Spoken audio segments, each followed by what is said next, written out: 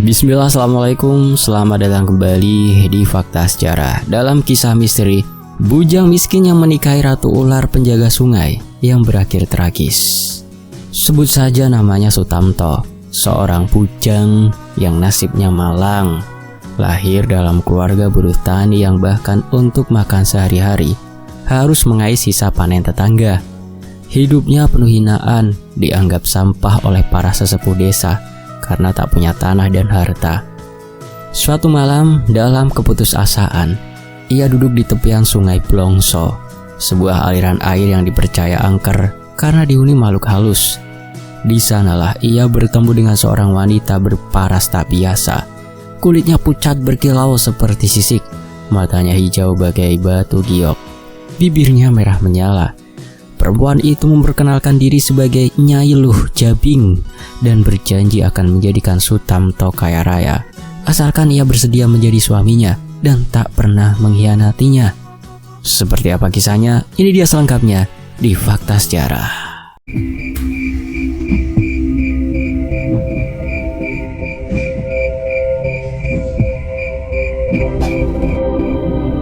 Hujan baru saja reda ketika Sutamto berjalan gontai di jalanan becek dusun Karangsari. Pakaiannya compang-camping, basah oleh lumpur dan keringat.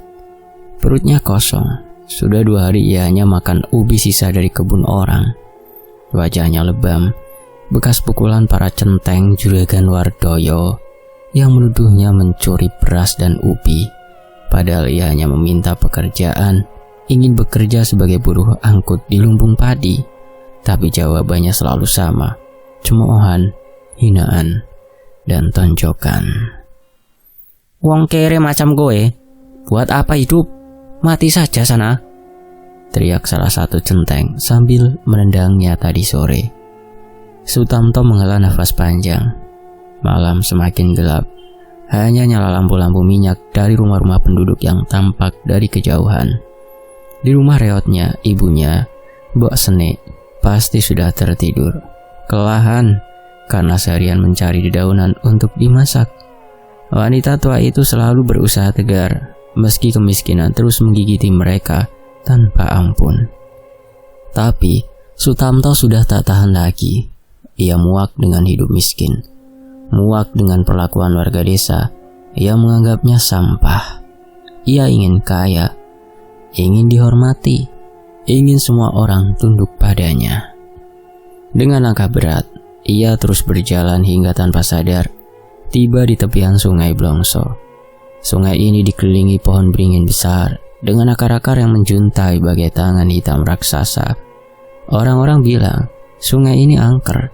Tak sedikit yang mengaku melihat sosok ular besar melintas di permukaannya. Tapi Sutamto tak peduli. Ia duduk di atas batu besar, menatap air yang hitam dan beriak pelan. Dadanya sesak oleh amarah dan kepedihan.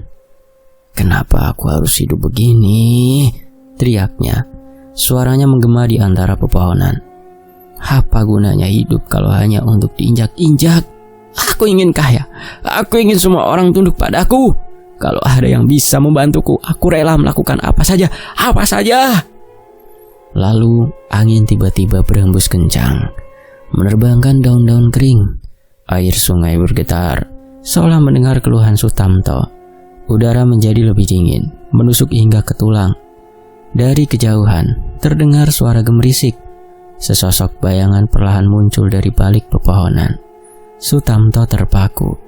Di hadapannya berdiri seorang wanita yang luar biasa cantik. Wajahnya pucat bersih. Bibirnya merah menyala seperti delima. Matanya hijau berkilau, seolah menyimpan dunia yang tak bisa dipahami manusia. Rambutnya yang panjang tergerai, hitam pekat berkilau di bawah sinar bulan. Wanita itu berjalan mendekat, kakinya nyaris tak menyentuh tanah. Gaunnya berwarna hijau keemasan, berkilauan seperti sisik ular yang terkena cahaya. "Kau ingin kaya?" Suaranya lirih, tapi menggema di seluruh tubuh Sutamto. Sutamto menelan ludah. Jantungnya berdetak lebih cepat. Ada sesuatu yang aneh dalam tatapan wanita itu. Indah, sekaligus menakutkan. Iya, Suara Sutamto bergetar. Aku ingin kaya, aku ingin dihormati, aku ingin semua orang tunduk padaku. Wanita itu tersenyum tipis. Aku bisa memberimu semua itu, bisiknya. Tapi kau harus bersedia menjadi suamiku. Kau harus setia padaku. Tak boleh mengkhianati atau melanggar sumpah yang akan kita buat. Sutamto terperangah. Suami wanita ini? Ia tak pernah sekalipun membayangkan bisa mendapatkan perempuan secantik ini. Selama ini, ia hanya dianggap tak berguna oleh gadis-gadis desa. Tapi kini, ada seorang wanita yang bersedia menikahinya, bahkan menjanjikan kekayaan. Tanpa pikir panjang, ia mengangguk. Aku bersedia. Aku akan menikahimu. Wanita itu mendekat, lalu menyentuh wajah Sutamto dengan jemari dinginnya. Maka mulai malam ini, kau adalah suamiku dan aku adalah istrimu. Begitu kata-kata itu terucap, sesuatu yang aneh terjadi. Angin berembus semakin kencang, membuat pepohonan bergoyang liar. Air sungai berkilauan, berubah warna menjadi hijau keemasan. Tiba-tiba, Sutamto merasakan tubuhnya menjadi lebih ringan. Pikirannya melayang, seolah ia tengah ditarik ke dalam dunia lain. Sebelum kesadarannya hilang, ia melihat senyum wanita itu semakin melebar. Senyum yang indah, tapi di baliknya tersembunyi sesuatu yang mengerikan, sesuatu yang belum ia sadari, sesuatu yang akan membawa kehidupannya ke jurang neraka. Malam itu, bulan purnama menggantung di langit, menyinari jalan setapak yang kini dijejaki oleh Sutamto dan Nyai Luh Jabing. Angin berembus pelan, membawa bisikan-bisikan samar dari pepohonan di sepanjang hutan yang tak pernah ia kenal sebelumnya. Jalan yang mereka tempuh seharusnya menuju sungai. Namun entah bagaimana, mereka kini berada di tengah rimbunnya hutan lebat. Sutamto tidak lagi mengenali arah. Ia menoleh ke belakang, tapi desa sudah lenyap, seolah tertelan kegelapan malam. Jangan takut kakang, bisik Nyai Luh Jabing. Suaranya selembut alunan seruling. Sutamto menggenggam tangannya yang dingin, sedikit gemetar. Wanita ini bukan manusia biasa, tapi ia telah memilih jalan ini dan tak ada gunanya mundur. Di hadapan mereka, tiba-tiba muncullah sebuah rumah besar dengan arsitektur kuno yang megah. Rumah itu berdiri di tengah hutan, seolah telah ada di sana sejak berabad-abad lalu. Dindingnya terbuat dari kayu jati hitam berukiran motif ular yang menjalar. Tiang-tiang penyangganya tinggi menjulang, dan di beranda depan, lentera-lentera tembaga menggantung, berkelip dengan cahaya kebiruan yang tak biasa.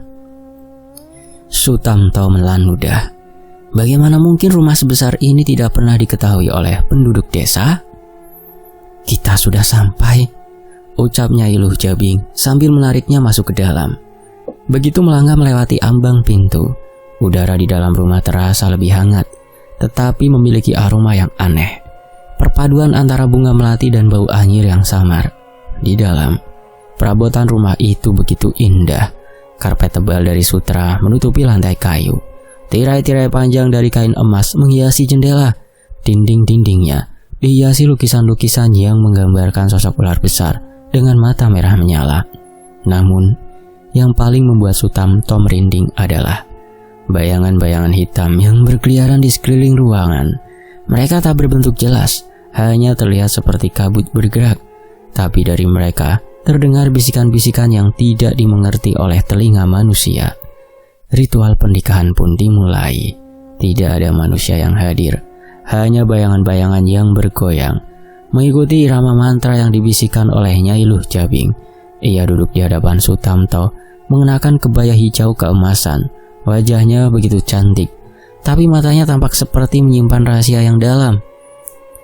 Di atas meja di antara mereka, terdapat semangkuk air yang berkilauan, serta belati kecil yang terbuat dari batu giok. Sutamto, Nyai Luh Jabing berbisik lembut. Sebagai tanda bahwa kau benar-benar menjadi suamiku, kau harus mengucapkan sumpah ini dan meneteskan setetes darahmu ke dalam air ini. Sutamto ragu sejenak, tapi pikiran tentang kemiskinan, penghinaan, dan rasa sakit selama ini menguatkannya. Ia mengambil belati giok itu, menggigit bibirnya lalu menorehkan ujungnya di ujung jarinya. Setetes darah jatuh ke dalam air di mangkuk, dan Seketika air itu berubah menjadi warna keemasan. Nyai Luh Jabing tersenyum. "Mulai sekarang, kau adalah suamiku," bisiknya. Angin berembus kencang. Lampu-lampu berkelip seolah menyambut penyatuan mereka. Bisikan-bisikan gaib semakin nyaring, bagai suara makhluk-makhluk yang bersukacita dalam kegelapan. Dan malam itu, mereka menjadi pasangan suami istri. Malam pertama yang aneh. Sutamto terbangun di ranjang besar berkelambu sutra. Di sampingnya, Nyai Luh Jabing masih tertidur dengan tenang. Wajahnya bersinar dalam temaram cahaya lilin.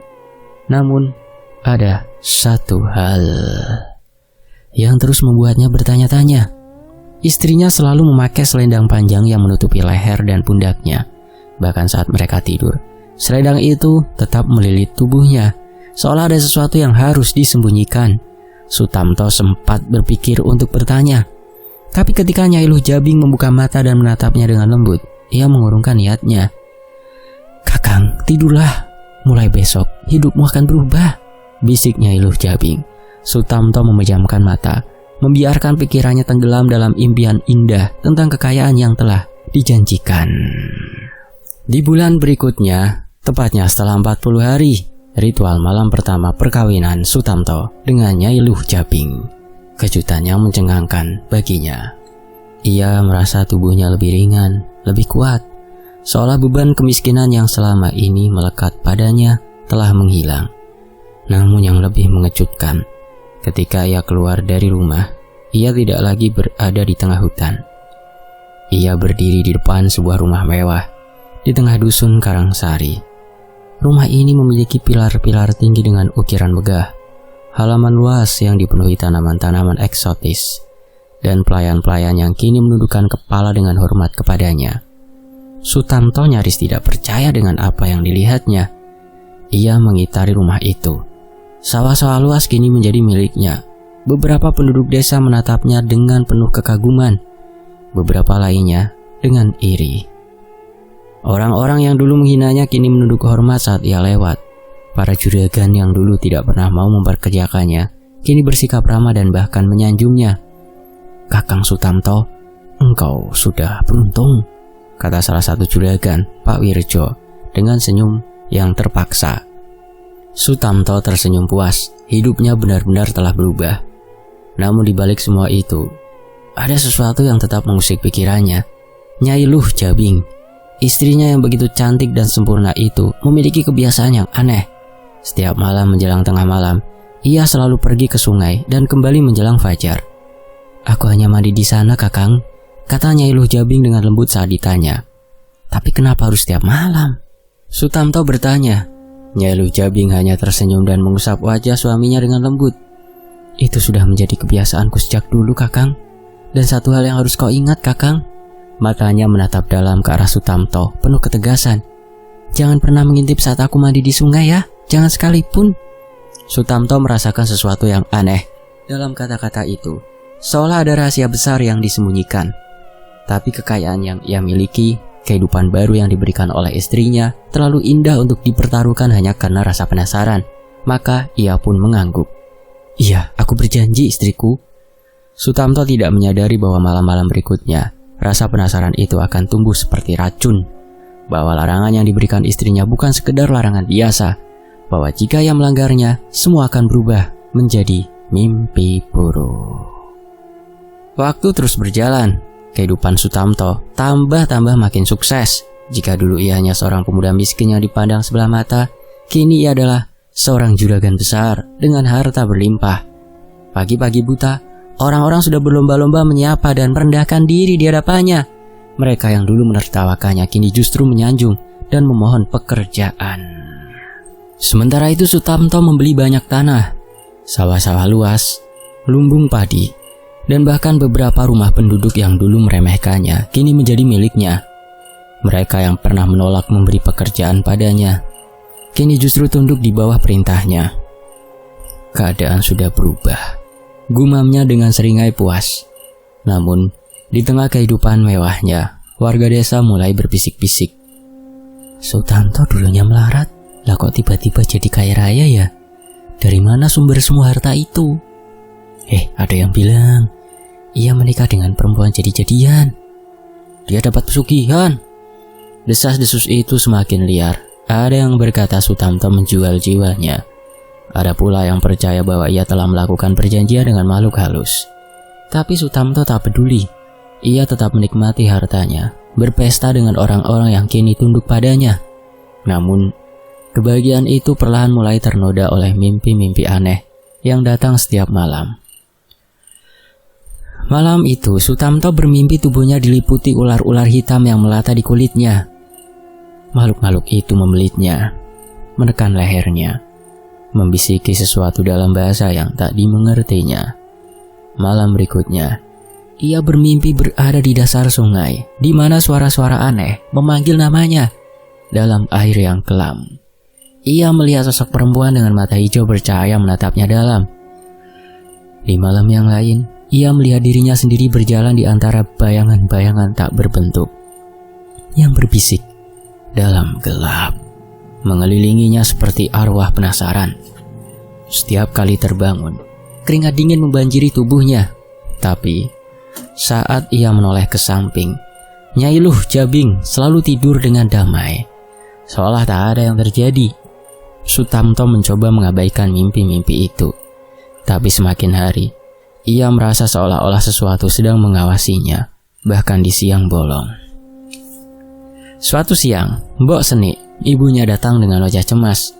"Le, ada apa denganmu?" tanya wanita tua itu sambil menggenggam tangan Sutamto. "Ibu mendengar banyak desas-desus tentang kau. Apa kau benar-benar dapat pesugihan? Kau melakukan pesugihan?" Sutamto tertawa kecil.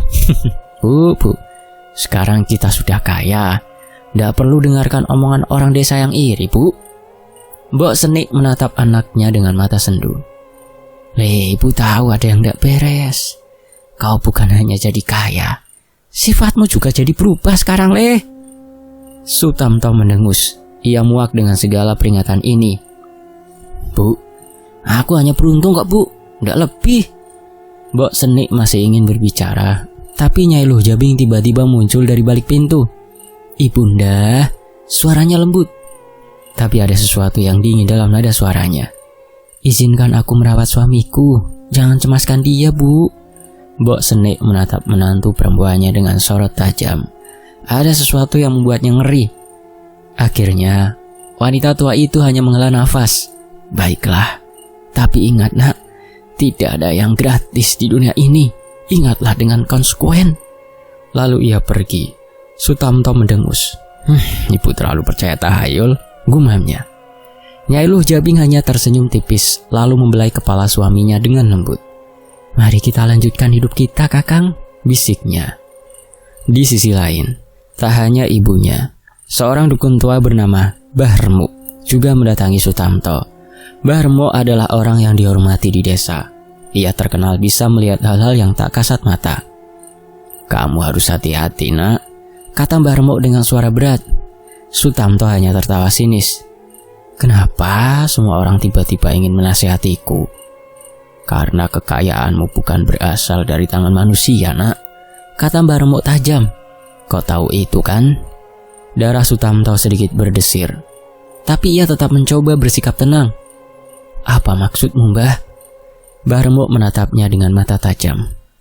"Tidak ada yang gratis di dunia ini, apalagi jika berurusan dengan dunia gaib. Kau pikir kau hanya menikah dengan perempuan biasa? Kau pikir harta yang kau terima tidak perlu dibayar dengan sesuatu? Hah?" Sutamto mulai kesal. "Mbah, aku sugih karena istriku dermawan. Aku dikasih modal sama istriku, itu saja kok."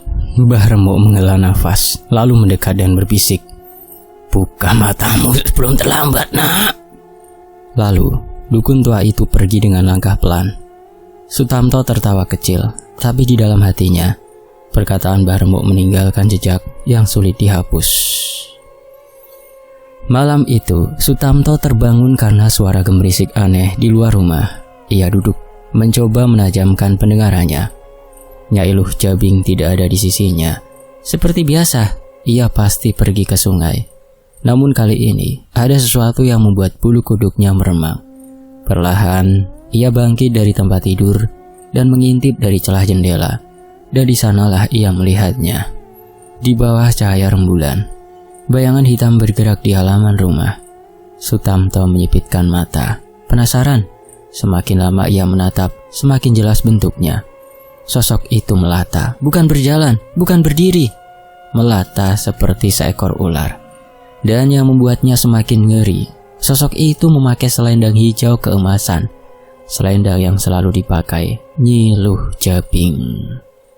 Jantung Sutamto berdebar kencang. Tangan dan kakinya terasa kaku. Matanya tak bisa lepas dari pemandangan di hadapannya. Bayangan itu terus bergerak. Lalu tiba-tiba ia menoleh. Dan seketika mata hijau berkilauan itu menatap langsung ke arah Sutamto. Matanya Nyi Luh Jabing. Sutamto tersentak mundur. Nafasnya tersengal. Ia segera menutup jendela dan kembali ke tempat tidur. Tubuhnya menggigil. Ia menutup matanya, berharap itu hanya ilusi. Namun saat pagi menjelang, Nyai Luh Jabing kembali ke tempat tidur. Tersenyum padanya, seperti tak terjadi apa-apa. "Ada apa, Kakang? Wajahmu pucat." Sutamto tidak menjawab. Ia hanya menatap istrinya dengan ketakutan yang mulai merayapi tubuhnya. Untuk pertama kalinya sejak pernikahan mereka, ia mulai merasa ada sesuatu yang salah. Namun, ia masih belum menyadari bahwa ini baru permulaan dari neraka yang sebenarnya.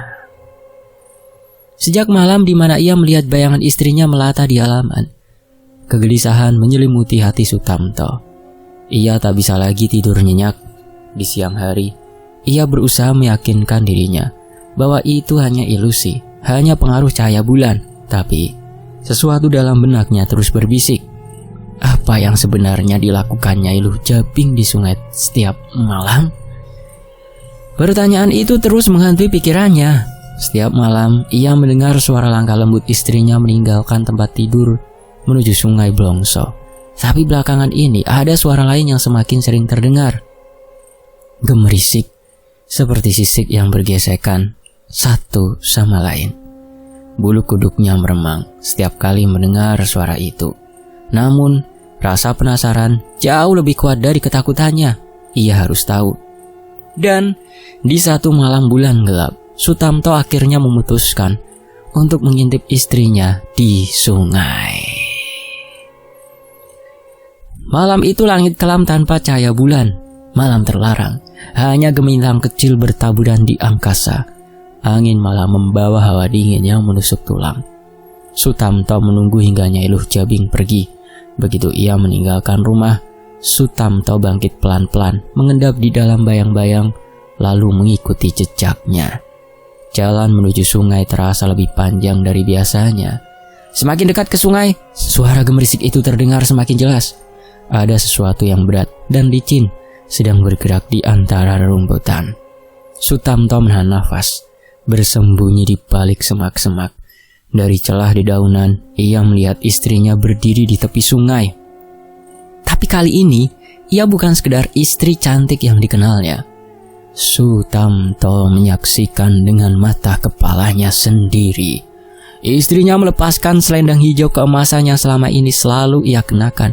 Dan di balik selendang itu, kulitnya berubah, penuh sisik. Punggungnya menjulur panjang, seperti seekor ular. Bagian bawah tubuhnya melata, ekornya yang besar berkilauan dalam cahaya redup bintang. Sutamto merasa jantungnya nyaris berhenti. Nafasnya tersengal, lututnya gemetar, hampir membuatnya roboh. Istrinya bukan manusia. Namun itu belum seberapa. Sutamto melihat sesuatu yang lebih mengerikan. Di tepi sungai tergeletak bangkai manusia. Tubuhnya sudah membusuk, dagingnya koyak, dan darah masih mengalir ke sungai. Dan di hadapan bangkai itu, Nyai Luh Jabing menciuminya. Bukan dengan kasih sayang, melainkan dengan lidah bercabang yang menjulur panjang menjilati darahnya. Sutamto menahan muntah. Tubuhnya bergetar hebat. Pemandangan itu menghancurkan seluruh akal sehatnya. Tapi, di saat ia hendak mundur, tanpa sadar, kakinya menginjak ranting kering. Krek! Suara itu terdengar jelas di kesunyian malam. Nyai Luh Jabing atau apapun makhluk itu menoleh tajam ke arahnya. Mata hijau menyala itu menatap langsung ke tempat persembunyian Sutamto. Sutamto merasakan darahnya membeku. Ia mencoba bergerak, tapi tubuhnya seperti terkunci oleh rasa takut. Lalu, suara yang dingin dan penuh kekecewaan terdengar dari bibir Nyai Luh Jabing. "Kau telah melanggar sumpahmu, Kakang." Dan saat ia berkata demikian, tubuhnya mulai bergerak maju, melata cepat ke arah Sutamto. Sutamto tak berpikir dua kali. Dengan segenap tenaga, ia berbalik dan berlari secepat mungkin. Daun-daun kering remuk di bawah kakinya. Ranting-ranting mencabuk wajah dan tubuhnya. Tapi ia tidak peduli. Di belakangnya, suara gesekan sisik yang melata di tanah semakin mendekat. "Sutamto, kau mengkhianati janji kita." Shh. Suara itu lebih seperti desisan ular daripada suara manusia. Sutamto semakin mempercepat langkahnya. Nafasnya memburu, dadanya nyaris meledak. Akhirnya, ia sampai di rumah. Dengan panik ia mendorong pintu dan menguncinya rapat-rapat. Ia bersandar di pintu. Nafasnya terengah-engah. Ia berharap dinding kayu rumahnya cukup kuat untuk menghalangi Nyai Luh Jabing. Rumah ibunya bukan rumah mewah, hasil memperistri Nyai Luh Jabing. Ia bersandar di pintu, nafasnya terengah-engah. Tapi saat ia melangkah mundur, saat itu terdengar tepat di balik pintu. "Kau milikku, Kakang. Kau sudah menukar jiwamu denganku." Dan sebelum Sutamto bisa berbuat apa-apa, sesuatu menghantam pintu rumah dengan keras. Briak! Pintu bergetar hebat. Sutamto menahan nafas. Tangannya gemetar hebat saat ia mundur perlahan. Suara desisan mulai terdengar di dalam rumahnya. Dan saat ia menoleh ke belakang, di sudut kamar ada sesuatu yang melingkar. Sesuatu yang besar. Sesuatu yang bersembunyi dalam kegelapan. Matanya membelalak ketakutan. Nyai Luh Jabing sudah ada di dalam rumah. Sutamto mundur perlahan di sudut ruangan yang remang-remang. Bayangan itu mulai bergerak. Sosok panjang itu merayap ke arahnya perlahan, tapi pasti. Wajah Nyai Luh Jabing masih terlihat seperti manusia. Tapi matanya bersinar dengan tatapan yang tajam dan penuh luka. "Sutamto, kau melanggar laranganku. Kau sudah tahu rahasiaku." Nafas Sutamto tercekat. Ia ingin berbicara. Ia ingin meminta maaf, tapi lidahnya terasa keluh. "Kau pikir aku memberimu harta tanpa harga?" Nyai Luh Jabing semakin mendekat. Suaranya berubah lebih dalam, lebih dingin. "Kau sudah tahu peraturannya, Kakang." Sutamto merasakan kakinya melemas. Ia ingin lari, tapi tubuhnya seperti lumpuh oleh ketakutan. Nyai Luh Jabing mendekatkan wajahnya ke telinga Sutamto. "Kau akan menjadi milikku seutuhnya di alamku, Kakang." Bisiknya pelan, tapi terdengar seperti ancaman kematian. Sutamto akhirnya bisa bergerak. Dengan sisa tenaga ia berlari keluar rumah. Ia tak peduli harus kemana. Ia hanya ingin pergi sejauh mungkin. Namun sebelum ia bisa keluar, sesuatu menilit kakinya. Dan saat ia menoleh ke bawah, ia melihat ekor bersisik itu menggenggam pergelangan kakinya. Sutamto menjerit. Dunia di sekitarnya berputar. Ia merasakan tubuhnya ditarik ke belakang, kembali ke dalam kegelapan rumahnya. Pintu rumah tertutup dengan sendirinya, dan malam itu Sutamto menghilang. Waktu terus berlalu, generasi demi generasi berganti. Namun Sungai Blongso tetap menyimpan misterinya. Orang-orang yang berani melanggar larangan dan mendekatinya akan merasakan hawa aneh yang menyelubungi airnya. Beberapa orang mengaku melihat bayangan lelaki berdiri di tengah sungai pada malam tertentu. Dan jika kau cukup berani untuk mendekat, kau mungkin akan mendengar bisikan lirih di telingamu. "Tolong aku, bawa aku pulang." Tapi ingatlah, jika kau menjawab bisikan itu, maka kau mungkin akan menjadi pengantin berikutnya yang terjebak di kerajaan siluman, sebab Nyai Luh Jabing masih mencari suami baru. Demikianlah sebuah kisah, semoga terhibur. Sampai jumpa di kisah lainnya. Tetap di Fakta Sejarah. Alhamdulillah. Wassalamualaikum warahmatullahi wabarakatuh. Mohon maaf dalam intonasi membacanya atau ada sesuatu yang bisa menyinggung teman-teman. Mohon maaf ya, tidak sengaja. Ini hanya untuk hiburan saja.